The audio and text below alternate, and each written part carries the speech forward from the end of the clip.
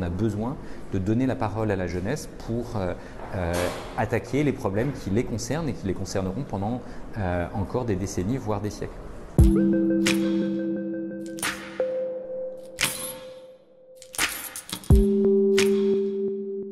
Je pense que ces trois objectifs qu'il faut savoir tenir ensemble, et malheureusement, ce n'est pas gagné.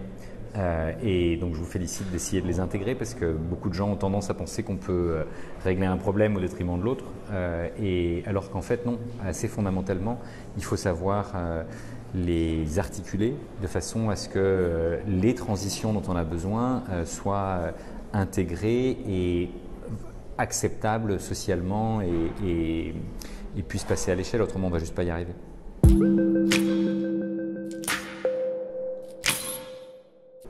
Pourquoi je suis là aujourd'hui? On a eu une session sur la voix de la jeunesse.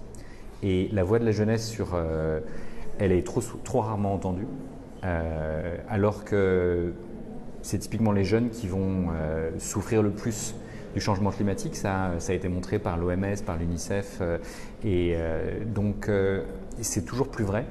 Et pourtant, on ne les entend absolument pas. Et donc, si demain, on repensait, par exemple, la démocratie, si on faisait en sorte que les jeunes aient le droit de vote, et même que notre poids à chacun, quand on vote sur des sujets de temps long, soit proportionnel à notre espérance de vie, on voit bien qu'on n'aurait pas exactement la même dynamique électorale et qu'on prendrait en compte d'autres intérêts. Donc typiquement, sur le changement climatique, ceux qui seront morts en 2050, ils ne se sentent pas si concernés que ça par un certain nombre de dynamiques. Et donc, si on n'est pas capable de repenser les règles du jeu et de les repenser non seulement à une échelle locale ou nationale, mais même à une échelle internationale, on a besoin de penser, j'ai tendance à dire, une démocratie fractale, c'est-à-dire une démocratie à toutes les échelles. Athènes l'a inventé localement, les Lumières nationalement, aujourd'hui il faut qu'on l'invente globalement.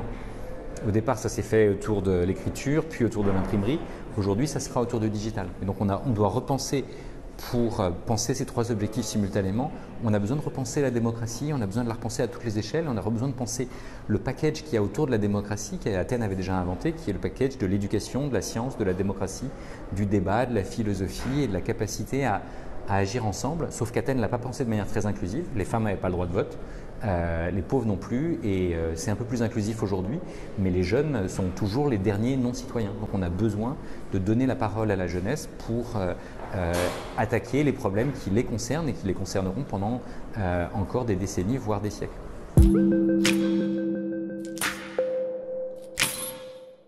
Je pense qu'il n'y aura pas de transition sans éduquer les jeunes et les moins jeunes à cette transition.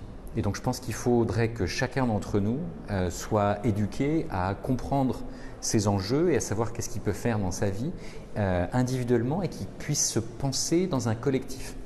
Et donc moi j'ai tendance à lancer une nouvelle initiative, je suis en train d'écrire un nouveau bouquin dont le titre va s'appeler « Et si nous ». Et l'idée c'est que chacun puisse compléter cette phrase.